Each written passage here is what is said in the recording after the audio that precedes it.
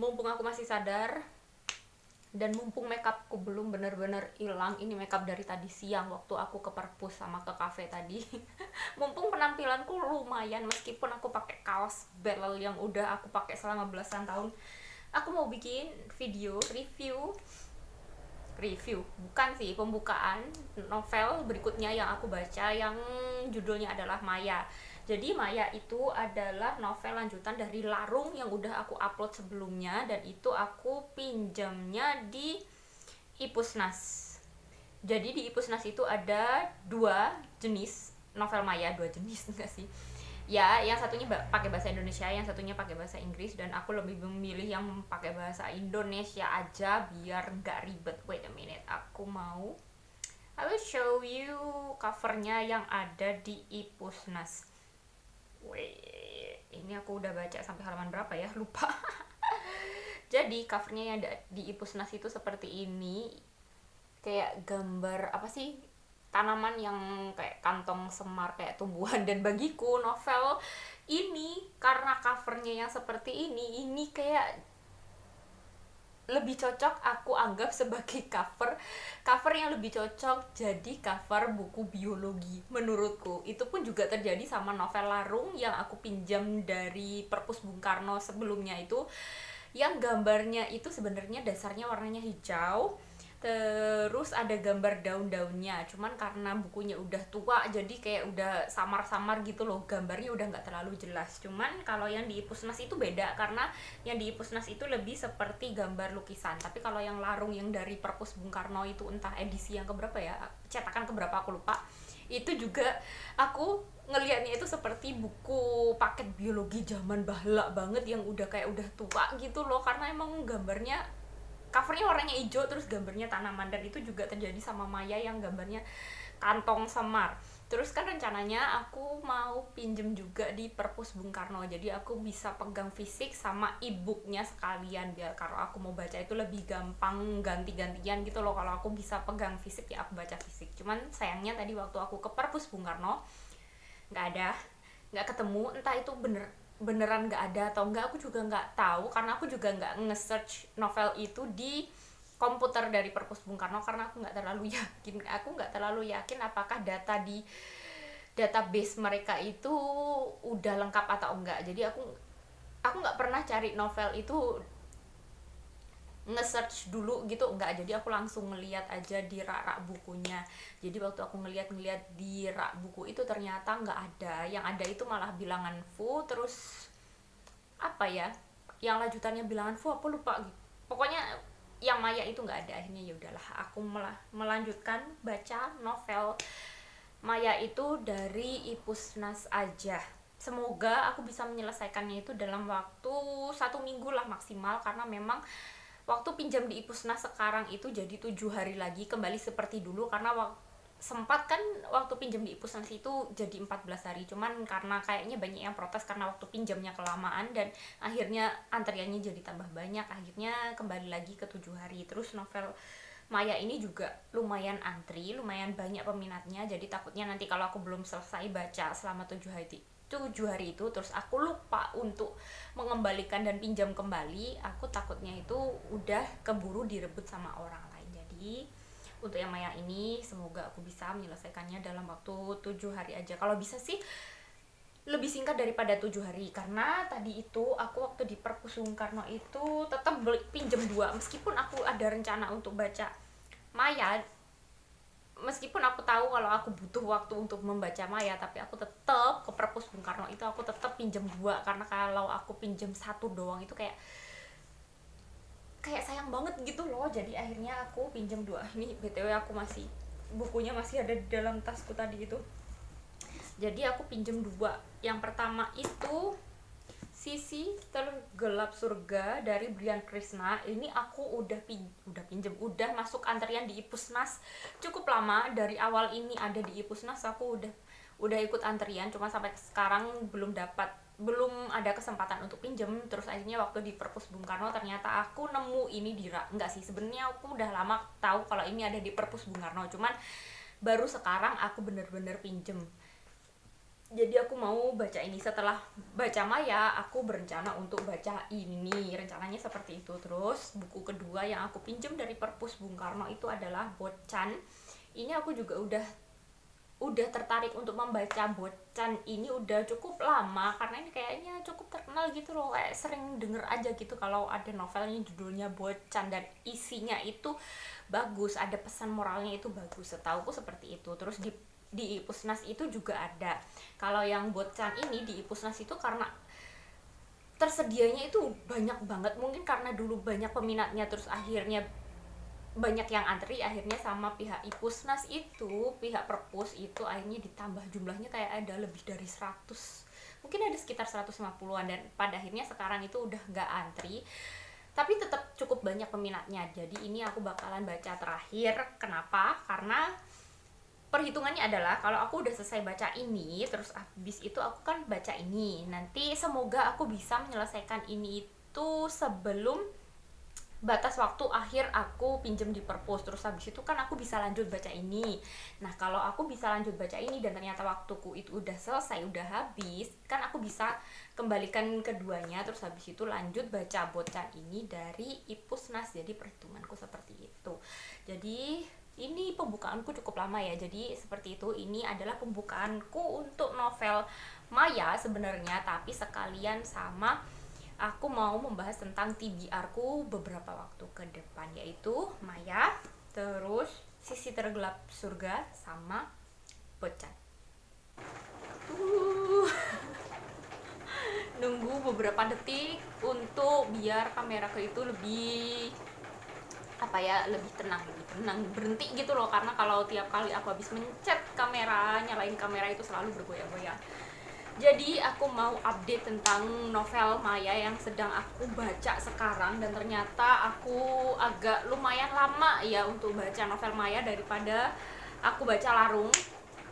Kurasa sih, karena kalau aku baca novel, buku atau buku apapun deh dari HP atau ya dari HP, nggak dari buku fisiknya, itu biasanya aku gampang banget ke distract sama hal lain-lain. Mungkin kalau aku lagi baca terus habis itu ada notifikasi apa, nanti aku buka notifnya dulu, entah aku balas chat dulu, entah kalau aku ngelihat ada notif YouTube gitu, mungkin biasanya aku malah nonton dulu. Jadi selalu seperti itu. Kalau aku baca dari HP itu ada aja gitu halangannya. Terus habis itu juga seringkali kalau aku baca terlalu banyak ngelihat layar HP ku terlalu lama, itu aku jadi pusing. Jadi aku kalau udah mulai mual, udah mulai nggak enak mataku, itu biasanya aku taruh dulu, terus ntar aku melakukan hal apa dulu gitu.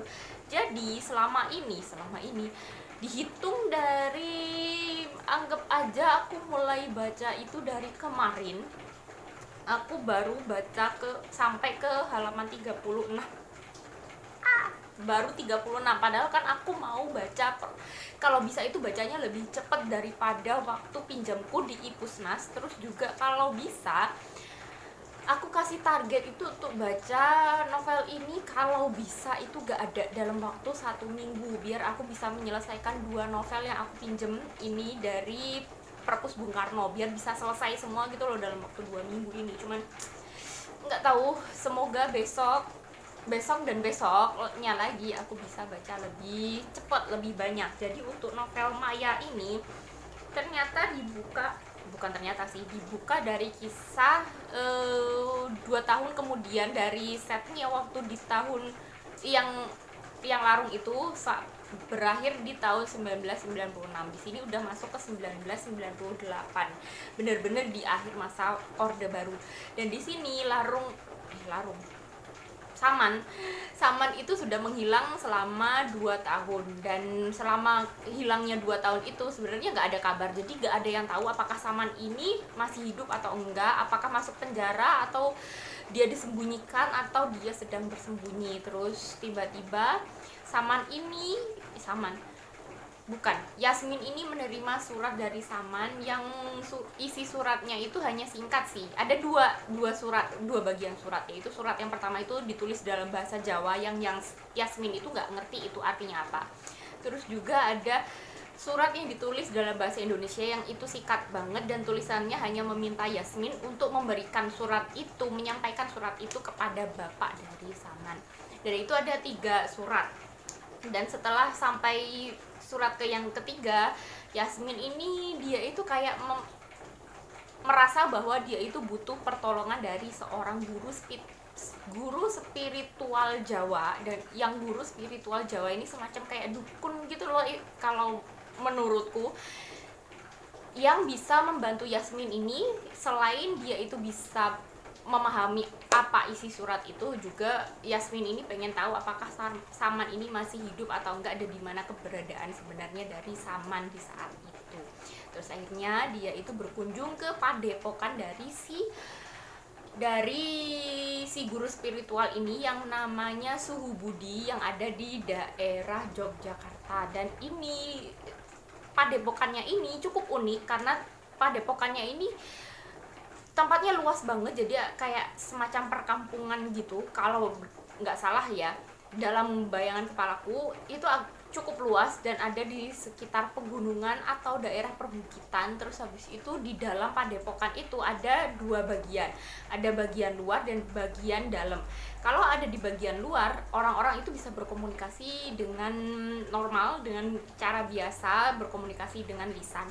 Sedangkan kalau udah masuk ke bagian dalam, di mana di dalam itu adalah tempat kediaman atau tempat privatnya dari si guru spiritual ini atau Bapak Suhu Budi ini, mereka itu berkomunikasi itu tidak boleh dengan lisan, jadi hanya boleh lewat tulisan. Jadi di bagian dalam atau di bagian inti dari padepokan itu terasa begitu sunyi karena memang tidak ada orang yang boleh berbicara. Jadi seperti itu. Dan ini mengingatkanku sama kisah dari Larung sebelumnya, di novel yang sebelumnya. Jadi Larung ini kan mencari dukun atau sahabat dari neneknya untuk meminta bantuan agar si nenek ini bisa meninggal, karena si nenek ini kan punya pegangan atau dia itu punya ilmu hitam lah, dan dia itu berusaha mencari dukun atau sahabat si nenek agar neneknya ini bisa melepaskan ilmu hitamnya itu dan akhirnya bisa meninggal dunia. Dan cara untuk mencari si dukun yang ada di Tulungagung itu, di novel Larung itu, ternyata Larung itu butuh proses untuk bertemu beberapa orang, banyak orang. Dan di antara orang-orang itu ternyata ada salah satu keturunan dari si dukun yang ada di Tulungagung itu. Belum sampai ke dukun yang di Tulungagung itu belum, cuman salah satu keturunannya, di mana keturunannya ini juga kayak punya aturan di dalam rumahnya bahwa kalau ada di dalam rumahnya itu tidak boleh berkomunikasi dengan lisan dan hanya tulisan. Jadi aku apa ya, aku jadi kayak merasa apakah mungkin si Suhu Budi ini adalah orang yang ditemui Larung dulu, atau mungkin orang yang berbeda tapi punya semacam kekuatan keturunan yang sama.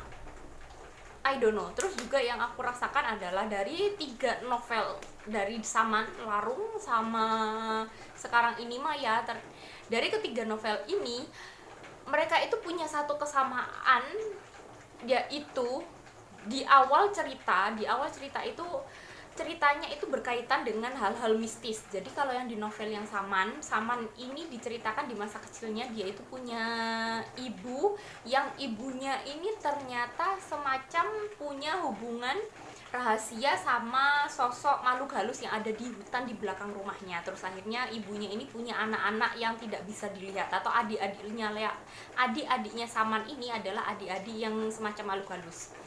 Itu yang di novel yang Saman. Terus habis itu kalau novel yang Larung ini ternyata neneknya itu penganut ilmu hitam, mempraktikkan ilmu hitam, dan Larung ini perlu untuk mencari guru dari si nenek yang caranya juga sedikit mistis karena perlu bertemu beberapa orang. Dan ketika bertemu si dukun yang ada di Tulungagung itu, dia itu kayak mengalami hal-hal mistis yang mengalami hal-hal mistis yang bisa membantu dia untuk membuat neneknya itu meninggal. Terus habis itu yang di novel yang Maya ini, ternyata ketika Yasmin ini sedang ada di padepokan itu, terjadi sebuah peristiwa dimana rasanya itu kayak di Padepokan itu mungkin kayak ada portal dimensi waktu lah rasanya, karena di waktu itu ada penggabungan antara masa lalu dengan masa sekarang. Jadi ada masa dimana Saman dulu itu kan pernah ke Padepokan itu, ada masa dimana di zaman dulu itu Saman pernah ke situ, itu kayak dia itu semacam bertemu dengan Yasmin di masa sekarang. Terus Yasmin pun juga ketika ada di Padepokan itu seakan dia itu melihat Saman di masa lalu. Jadi kayak ada masa lalu dan masa depan itu kayak bersatu gitu loh di dalam Padepokan itu. Jadi kayak di ketiga novel ini, dari novel-novelnya Ayu Tami aku baca itu ternyata ada unsur-unsur mistisnya. Sejauh ini seperti itu yang aku rasa. Jadi kayaknya kali ini aku cuma mau membahas itu doang sih, karena aku belum terlalu jauh. Aku mau lanjut baca mumpung ini lagi gerimis-gerimis, jadi enak kalau aku mau baca kayak lebih syahdu gitu loh, untuk membuat untuk masuk ke dalam cerita itu kayak lebih bisa membuat aku lebih fokus kalau lagi gerimis seperti ini.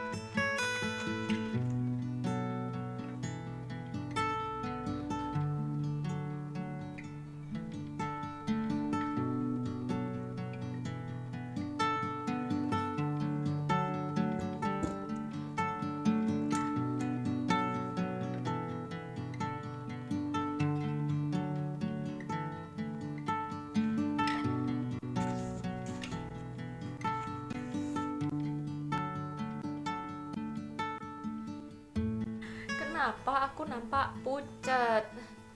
Karena lip balmku hari ini warnanya coklat. Lip balmku itu habis, 3 warna habis. Terus kemarin aku beli di toko yang biasanya aku langganan itu, ternyata tinggal yang warna coklat ini doang.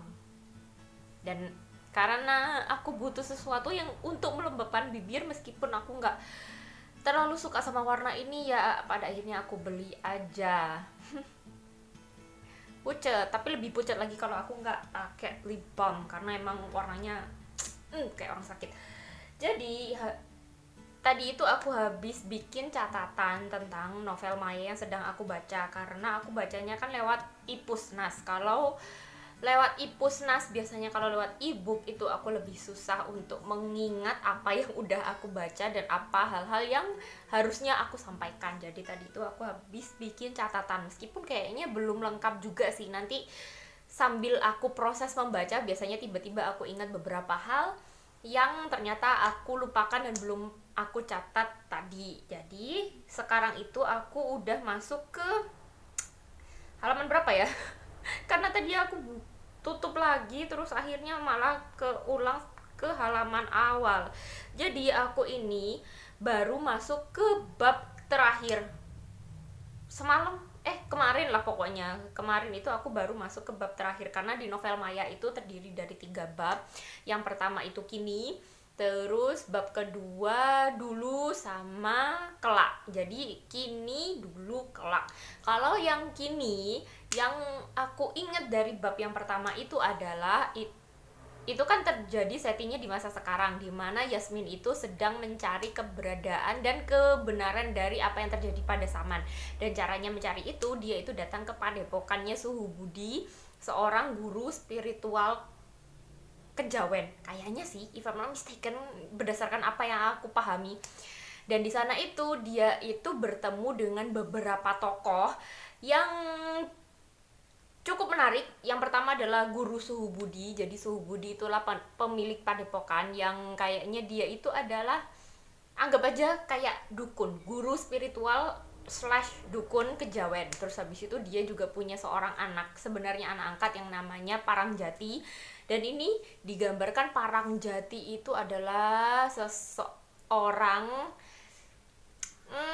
pria laki-laki yang baru dewasa, umurnya sekitar 25-an kalau nggak salah, dan dia itu punya kepribadian yang bagiku lembut, halus, dan penurut. Dia itu penurut banget sama ayahnya. Dan Parangjati ini ternyata adalah tokoh yang dia itu adalah tokoh yang cukup penting yang ada di series dari Bilangan Fu, karena kan memang Maya ini adalah penghubung dari series Bilangan Fu sama seriesnya Saman.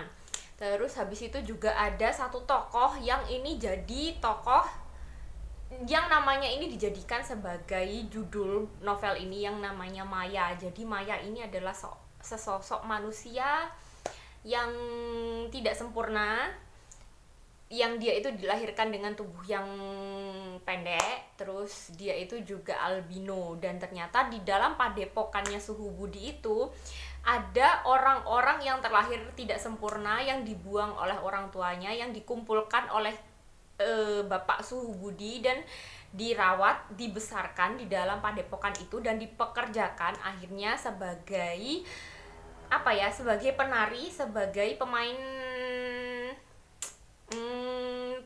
pemain teater pewayangan yang ada di dalam padepokan Suhu Budi. Dan biasanya teater yang dimainkan oleh orang-orang yang tidak sempurna itu, termasuk Maya, itu adalah cerita Ramayana, di mana Maya itu berperan sebagai Sinta. Jadi kalau di dalam Ramayana, Sinta itu kan digambarkan sebagai seorang perempuan yang cantik jelita, yang dia itu punya suami yang juga tampan, yang sempurna, yang namanya Rama. Sedangkan kalau di dalam padepokan Suhu Budi, ternyata pemerannya itu mereka semua pemerannya adalah orang-orang yang tidak sempurna seperti Maya. Maya itu berperan sebagai Sinta.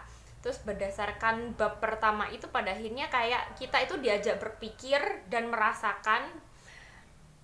berpikir apakah sebenarnya kesempurnaan itu, apakah sebenarnya kecantikan itu, yang sepertinya kecantikan dan kesempurnaan itu hanyalah buatan manusia, sedangkan orang-orang seperti Maya yang terlahir tidak sempurna bagi manusia itu mungkin adalah orang yang sebenarnya sempurna, sudah diciptakan sempurna di mata Tuhan. Jadi seperti itu, kayak ada pertanyaan-pertanyaan kepada diri kita. Ketika aku membaca bab pertama itu, aku jadi mempertanyakan apakah sebenarnya kesempurnaan itu, apakah sebenarnya keindahan itu, apakah orang-orang yang seperti Maya itu tidak pantas disebut sebagai manusia yang indah kayak gitu. Itu untuk yang bab pertama. Terus untuk yang bab kedua itu masuk ke flashback ke masa awal ketika Saman itu pertama kali datang ke padepokannya Suhu Budi. Jadi itu terjadi sekitar tahun 1980-an awal kalau nggak salah. Ketika itu Saman masih menjadi Frater Wisanggeni, karena dulu kan memang Saman itu dia itu sebenarnya adalah calon pastor muda, dan dia itu ingin belajar tentang ilmu teologi yang dipercaya, yang dianut, yang diprakarsai oleh Suhu Budi di dalam padepokannya. Dan dia itu pengen mempelajari itu gitu loh. Selain dia mempelajari agama Katolik, dia itu juga ingin kayak studi banding, something like that, kepada kepercayaan lain, termasuk kepercayaan yang ada di dalam padepokan Suhu Budi. Di situ juga selain flashback tentang masa lalu Saman ketika ada di padepokan itu, terus kemudian bertemu dengan orang-orang yang bekerja sebagai penari yang tubuhnya yang terlahir tidak sempurna itu, dia itu juga di dalam bab kedua itu juga flashback ke masa waktu Saman atau Wisanggeni itu juga bekerja di sebuah perkebunan karet, di mana di sana dia juga bertemu dengan seorang gadis yang terlahir tidak sempurna yang namanya Upi, yang setelah pertemuannya dengan Upi itu mengubah hidupnya. Karena setelah bertemu dengan Upi, setelah dia bertemu dengan orang-orang tidak sempurna di padepokan Suhu Budi, Wisanggeni atau Saman itu kemudian mulai berpikir bahwa dunia ini ternyata tidak, banyak hal di dunia ini yang tidak adil, seperti ketidakadilan dari pemerintah, karena mereka itu sangat memaksakan rakyatnya untuk melakukan hal-hal yang tidak rakyat inginkan. Bahkan berusaha untuk merebut tanah hak milik rakyat yang bisa digunakan oleh pribadi, dan itu direbut oleh pemerintah atau oleh orang-orang yang berkuasa untuk kepuasan mereka sendiri. Jadi ya kayak gitu, tetap aja ada hubungannya sama politik. Terus juga Wisanggeni atau Saman itu juga mulai berpikir bahwa apakah Tuhan itu adil di dunia ini, apakah Tuhan itu adil di mana orang-orang yang terlahir tidak sempurna itu, apakah mereka itu mendapat ketidakadilan dari Tuhan. Jadi mulai ada pikiran-pikiran bahwa Tuhan itu tidak adil dan pemerintah dan orang-orang yang berkuasa itu tidak adil. Itu mulai di bab kedua. Terus juga untuk yang bab ketiga itu kan judulnya Kelak, dan itu aku belum tahu isinya seperti apa, dan aku mulai penasaran karena kan kelak itu kayak settingnya kayak di masa depan gitu loh. Jadi apa yang akan terjadi, apakah isinya akan seperti apa, apakah Saman itu pada akhirnya ditemukan atau tidak. Jadi itu berdasarkan apa yang aku ingat sampai sejauh ini.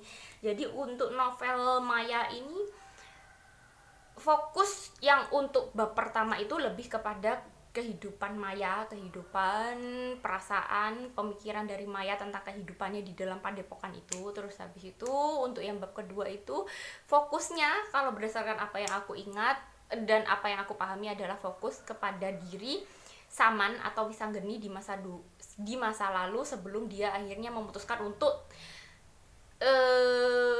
keluar dari gereja, dan dia memutuskan untuk tidak lagi menjadi pastor. Dia ingin merubah dirinya menjadi sosok lain, orang lain, yaitu Saman, di mana Saman itu pada akhirnya lebih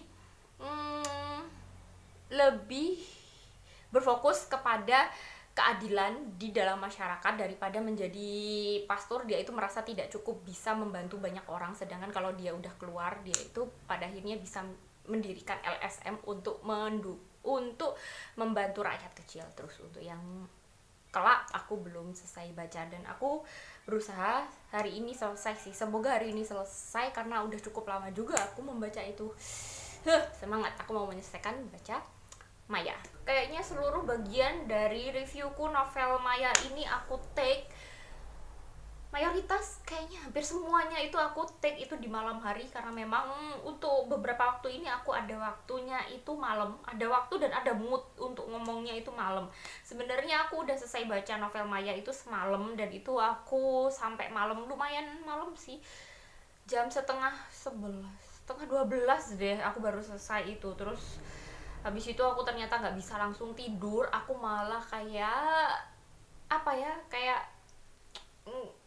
kelebihan tenaga aja semalam. Terus akhirnya aku malah buka-buka Ipusnas, cari-cari novel-novel yang sekiranya menarik untuk aku baca berikutnya. Padahal aku udah ada 2 novel dalam TBR ku yang harusnya aku baca karena aku pinjem di Perpus Bung Karno. Jadi harusnya aku segera baca itu aja sebelum aku baca novel lainnya yang menarik yang aku temukan di Ipusnas. Tapi ya seperti biasanya aku kalau udah buka Ipusnas itu, kalau lagi searching itu kayak nggak bisa berhenti. Jadi untuk novel Maya kan aku selalu lupa, untuk novel Maya yang sebelumnya itu kan aku udah baca 2 bab, karena novel Maya kan terdiri dari 3 bab. Yang pertama babnya itu judulnya Kini, terus Dulu, terus Kelak, dan yang belum aku bahas itu adalah yang bagian Kelak. Ternyata untuk bagian Kelak ini aku kan mikirnya apa yang bakalan diceritakan di sini, karena settingnya kan kelak gitu loh. Jadi kayak apakah yang akan terjadi, apa mungkin kelak ini diceritakan setelah masa Orde Baru selesai, karena kan memang setting novel dari Saman, Larung sama Maya ini kan diambil di waktu akhir-akhir masa Orde Baru, dan ini memang ada kaitannya, hubungannya erat banget sama masa pemerintahan di masa Orde Baru itu, karena kan tokoh-tokohnya itu adalah aktivis-aktivis yang mereka itu melawan pemerintah,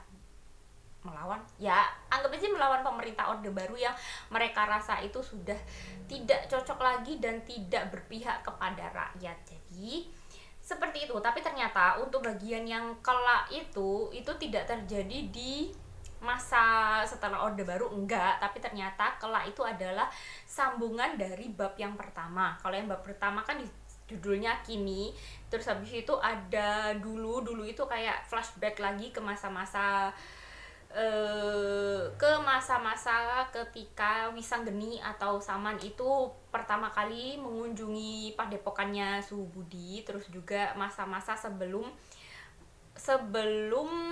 Saman itu mau menyelamatkan 3 mahasiswa yang ada di novel yang sebelumnya.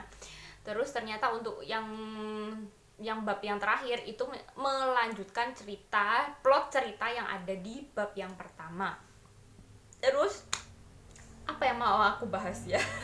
Aku agak bingung untuk membahas novel ini sebenarnya, karena memang di sini tercampur banyak hal sih. Yang pertama itu, kalau biasanya yang untuk novel Saman sama Larung itu lebih kental sama bagian politik, bagian cerita-cerita tentang aktivis, juga hubungan antar tokohnya yang pelik dan itu banyak berkaitan tentang seks kayak gitu, berdasarkan apa yang aku ingat dari 2 novel sebelumnya.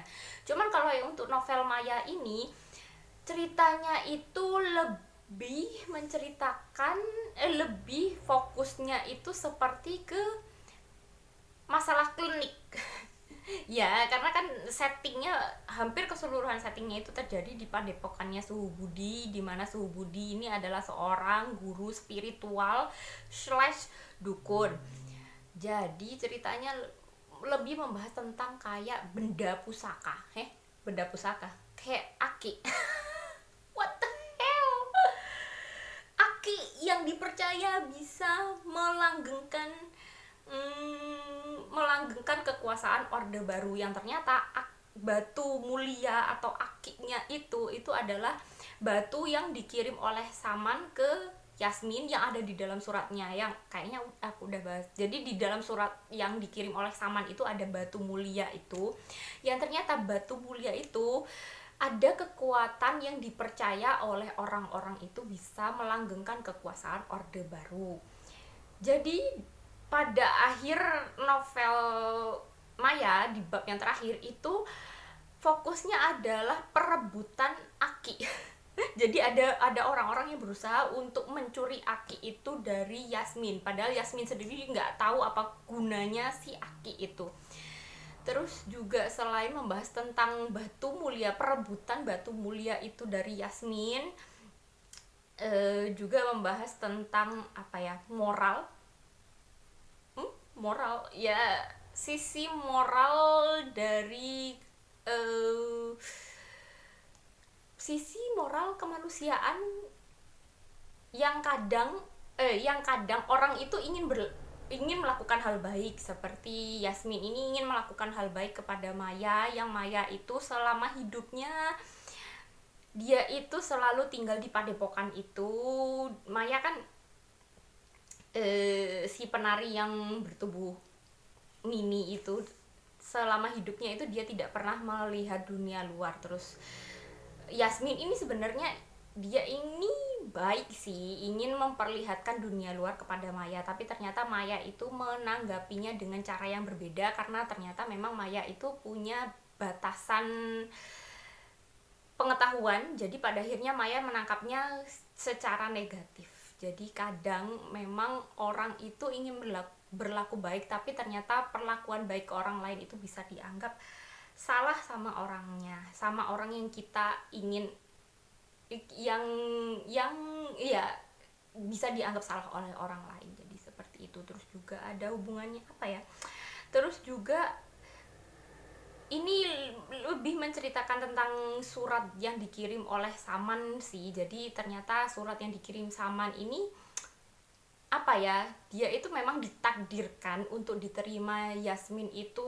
di akhir masa Orde Baru, karena ternyata berdasarkan apa yang dibahas sama Suhu Budi, si guru spiritual itu, ternyata seluruh dunia ini tidak ada yang kebetulan, termasuk surat yang datang kepada Yasmin di saat itu adalah memang sudah dikehendaki alam untuk diterima Yasmin di masa itu, di akhir masa Orde Baru.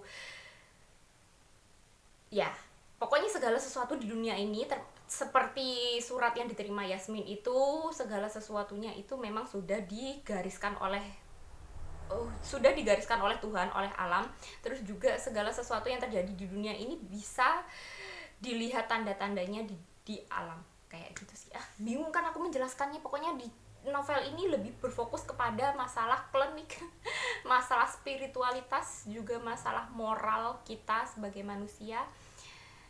Ya seperti itu. Untuk masalah politiknya nggak terlalu banyak sih, cuman memang setting di waktu-waktu di novel Maya ini lebih jelas bagiku, karena beberapa kejadian di novel ini itu benar-benar bisa aku temukan di dunia nyata. Sebenarnya dari novel Saman, Larung, sama Maya itu sebenarnya settingnya kebanyakan itu kan diambil di kejadian-kejadian nyata. Cuman di novel ini kayak bener-bener jelas gitu loh, di tanggal ini ada kejadian kayak penembakan mahasiswa, terus di tanggal ini ada kejadian Presiden Soeharto itu ke KTT G15 if I'm not mistaken. Terus di saat ada kejadian ini ternyata Maya atau Saman atau Parangjati sedang melakukan ini di dalam padepokan. Jadi kayak gitu sih, settingnya lebih jelas waktunya, karena memang ada kayak patokan waktunya itu lebih jelas bagiku, lebih banyak ku ingat, lebih gampang ku cari di internet sih. Jadi begitu aja sih, aku bingung kan aku membahas novel ini. Jadi untuk novel ini sebenarnya menarik, tulisannya cantik. Untuk tulisannya Ayu Utami ini sebenarnya cantik, diksinya bagus, terus dalam gitu loh. Dan karena cantik, dalam, dan diksinya lumayan lumayan rumit. Jadi untukku yang tidak terlalu pinter ini, aku sering kali itu harus membacanya itu pelan-pelan untuk merasapi sebenarnya apa maksudnya. Jadi gitu. Terus untuk ceritanya, sejujurnya aku tidak terlalu suka sama cerita dari trilogi Saman ini sih. Kayak berlibet ceritanya, menggabungkan antara seks, antara politik, antara klinik, itu kayak dicampur menjadi satu di novel di series ini. Jadi kayaknya aku habis ini udahlah, berhenti aja. Aku perlu mencari cerita-cerita yang lebih gampang aja bagiku, karena it's not my cup of tea. Sungguh bener-bener ribet. Jadi gitu aja review novel Maya dariku. Pada akhirnya series Saman ini selesai.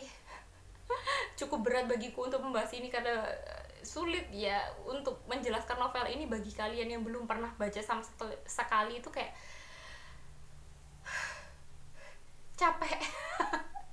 Sekian review novel Maya dariku. Semoga kalian bisa mengerti, bisa menangkap apa yang aku sampaikan, dan semoga kalian betah dengerin aku ngoceh sampai akhir. See you next time. Goodbye.